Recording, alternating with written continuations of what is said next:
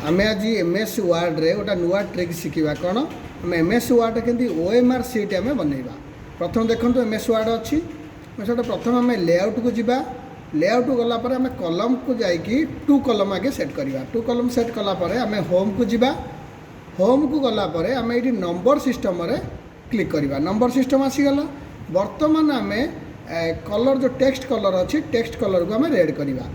Red कलापर आम बर्तमान ये कौन करवा कोड लिखा 24D0 Alt X देखु ए पलि आसला स्पेस मारिबा 24D1 पुणी X Alt X बी आसला 24D2 Alt X 24D3 Alt X 24D4 Alt X।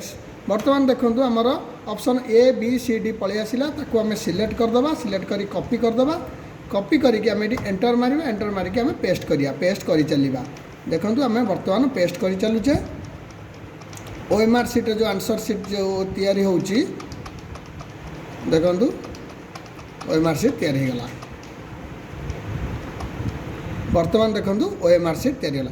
आम यही भाव ओएमआर सीट आम तैयारी करवा 2 कलम 3 कलम करके आम कर वार्ड रे यही ट्रिक्स जानापी कंप्यूटर रे आम विभिन्न प्रकार ट्रिक्स आनुचु।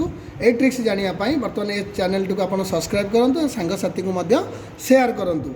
जदि आम इन्स्टिट्यूट आपण मैंने एडमिशन नाकू चाहूँगी आम सहित जोगाजोग करूँ। आमको कमेंट करूँ। जदि आम एड्रेस पाइबा चाहते आमको कमेंट करूँ। धन्यवाद।